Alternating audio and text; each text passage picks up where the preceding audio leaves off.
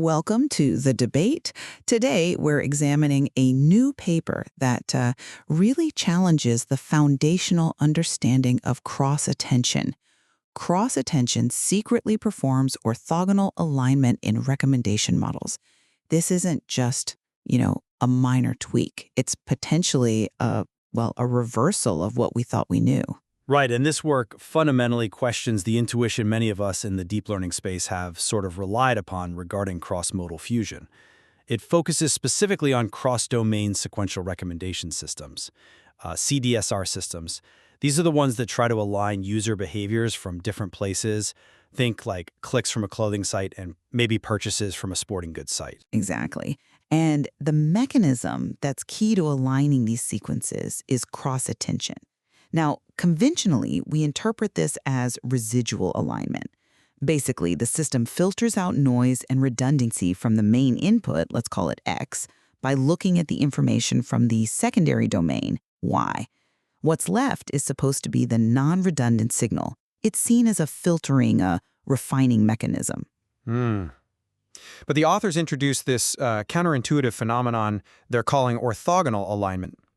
And their key empirical finding is that as the model actually gets better, as performance improves, the output of the cross-attention, let's call it X, becomes increasingly separate from, or orthogonal to, the input query X. And that leads us straight to our central question today.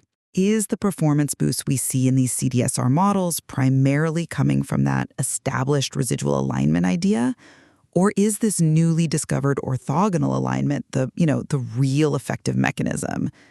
And maybe more importantly, what does this discovery of orthogonality mean for building genuinely parameter-efficient models? So my argument today is that this orthogonal alignment is actually the core intrinsic mechanism.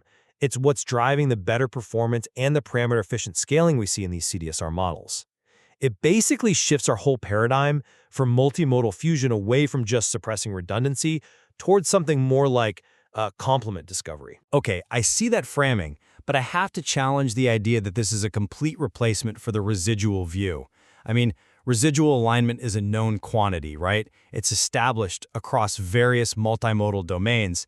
And while this orthogonality is definitely a powerful new discovery, we can't just discard the known, likely complementary role of residual alignment.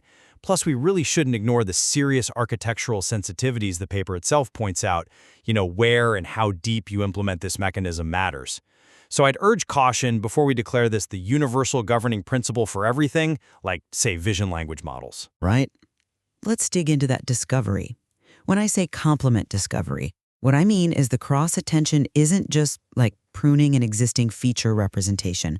It seems to be actively seeking out and extracting novel information that lives in a completely separate orthogonal subspace, a space T of X, you could say, that just wasn't being used by the original query X. That does sound elegant, I'll give you that.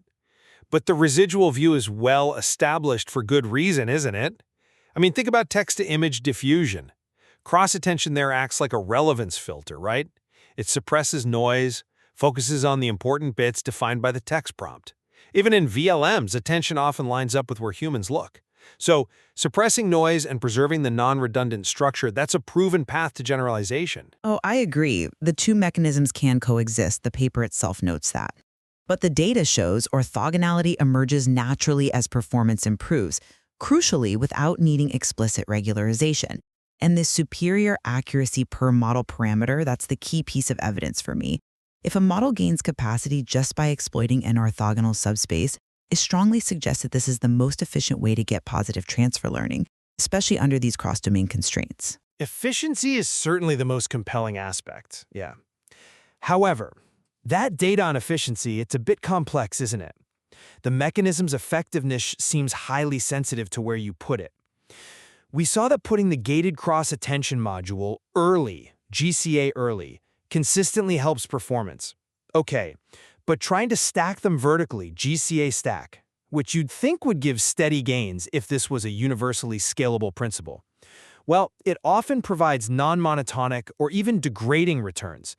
That instability suggests orthogonality might be a fantastic tool for early-stage alignment, maybe, but not necessarily a deep architectural scaling principle. You can just keep layering on. Okay, but to understand why it's so powerful, let's look at the mechanism itself, the GCA module. It uses a feed-forward network, an FFN, that basically acts as a gate. The final output is essentially the original input vector XA combined with the cross-attended output X'A, but it's controlled by this FFN gate. And crucially, the gate learns a vector-valued output, multiplying it element-wise with X'A. Exactly. So that FFN gate controls how much of that cross-attended representation X'A actually gets incorporated. Now, you interpret X'A as the purely orthogonal component, right? But what's the role of the reference domain Y, the key and value inputs, in this whole process? Because Y is critical here. It's not just, providing raw data. Well, it provides the complementary signal needed for the transfer. More than that, I'd argue Y acts as a kind of directional filter, but within that new subspace. Think about it. If the feature manifold offers multiple orthogonal directions, Y provides the crucial signal that distinguishes the constructive orthogonal components, the ones that lead to positive transfer, from the ones that are just noise or lead to negative transfer. So yeah, X might be orthogonal to X, but the domain Y is still performing a kind of refined filtering, guiding the extraction towards a beneficial direction. It's filtering just maybe at the feature space level, not just redundancy removal. Okay, we both seem to agree that the resulting update X prime occupies a new useful subspace, and the empirical data really confirms the utility of separating these signals across, over 300 experimental setups using various baselines like LLM for CDSR, ABSI, CDSR-NP. The results look pretty robust. We see a strong negative correlation between the input-output similarity score, basically the cosine similarity between X and X prime, and the recommendation ranking performance measured by NDCG at 10. Right. Hold on. Maybe we should quickly clarify NDCG at 10 for listeners. That's normalized discounted cumulative gain. It's pretty much the standard metric for ranking accuracy and recommendations. It heavily penalizes models if they put the good stuff, the relevant items, lower down the list. So your point is, lower similarity between input and output means better ranking. Precisely. The lower that similarity score gets, meaning the more orthogonal X and X prime become, the higher the NDCG at 10 score. It really suggests that maximal separation, or something close to it, is the ideal operational state for getting the best performance. I find that correlation highly suspicious as a universal claim, mainly because the evidence isn't uniformly negative, is it? If you look closely at the CDSR-NP experiment, specifically on domain A, it showed a clear positive correlation. The paper quotes R equals 0.537 between the similarity score and NDCG at 10. That result was asymmetric, though. Domain B in the same setup showed the negative correlation we're talking about. Exactly. And that asymmetry is telling, isn't it? A positive correlation suggests that in certain specific contexts, maybe where the signal is sparse or where the domains share quite a bit of useful, maybe subtle, structure, pushing too hard for orthogonality actually suppresses that useful shared structure. It really indicates that the optimal state is probably a careful balance, where you still need some degree of residual alignment to preserve valuable parallel information. Orthogonality is powerful, sure, but it's maybe not a silver bullet. But let's circle back to the core impact here, parameter-efficient scaling. The really key data point supporting the efficiency argument is that the baselines augmented with the GCA module consistently beat models that just had their parameter counts matched naively, right? So we could increase the parameter count of the baseline model, just make it bigger, but the GCA augmented model, using those parameters specifically for this alignment mechanism, still came out ahead. Okay, I grant you that point on the early stage efficiency.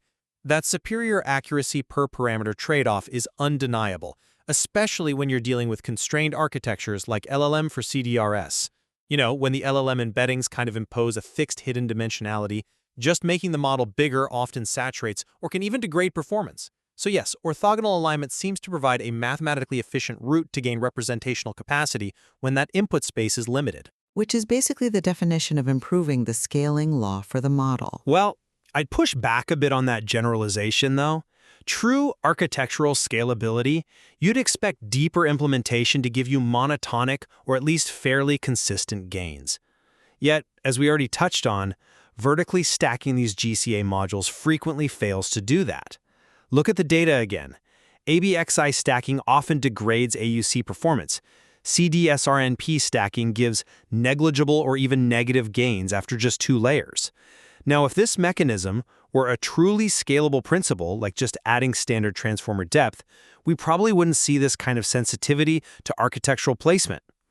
It strongly implies it's excellent for maybe feature initialization or that crucial early-stage transfer, but it might introduce instability or negative transfer when you try to stack it too deep. But regardless of the stacking depth, the mechanism itself shows remarkable robustness as an intrinsic regularizer. The data showed that the actual degree of orthogonalization achieved, measured by that median input-output similarity score, stayed pretty stable, right? It was confined to a narrow range, around 0.1 to 0.2, even when the similarity between the domains themselves varied hugely across the different datasets.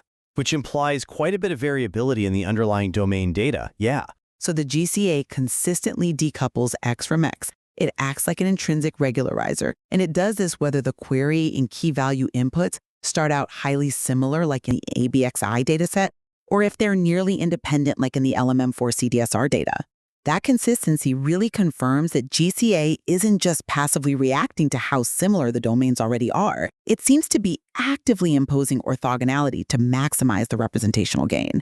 That's a compelling point for its function specifically in CDSR, which, as you said, often uses unaligned encoders. But we absolutely need to consider the crucial generalization challenge: vision language models, VLMs. Our experiments here used recommendation data where the encoders weren't explicitly pre-aligned.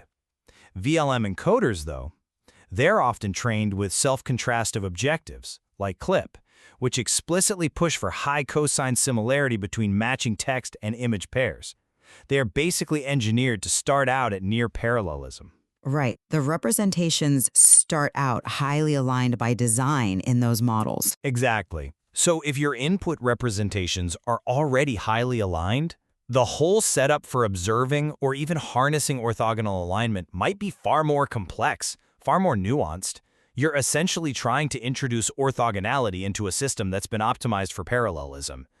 Will the GCA mechanism still manage to find a constructive orthogonal component? Or will it just end up suppressing useful shared structure that's actually necessary for the fine-grained alignment tasks VLMs need to do? That crucial decoupling step, inducing orthogonality, when you start from high similarity, that remains largely unexplored, I think. We really need targeted research there before we can confidently declare a paradigm shift for multimodal learning across the board. Okay, so in summary, our investigation into this gated cross-attention reveals that cross-domain alignment is significantly more complex than just filtering out redundancy. The natural emergence of orthogonal alignment seems to provide a clear and, importantly, parameter-efficient strategy for scaling models, specifically by exploiting these previously underutilized representational subspaces. This really does point toward, I think, a necessary paradigm shift in how we approach fusion, perhaps prioritizing this complement discovery idea, especially when resource constraints are a factor. And while I absolutely grant you the significant achievement here, identifying this powerful new mechanism for parameter-efficient, particularly early-stage, alignment in CSDR models, the failure of architectural stacking to consistently yield monotonic gains, and these really big, outstanding questions about highly pre-aligned systems like VLMs, would they indicate that the challenge isn't simply replacing residual alignment? The true complexity, it seems to me, lies in figuring out when and how much orthogonality is actually beneficial, and that's likely going to vary across different tasks and architectures. Ultimately, the real value of this research might be in pushing us beyond just thinking about conventional residual alignment metrics. It encourages developing more fine-grained measures for orthogonal alignment itself, and that certainly opens up entirely new directions for parameter-efficient scaling and multimodal research. But we definitely agree there's clearly more to explore in the material before we fully grasp the limits and the full extent of this principle.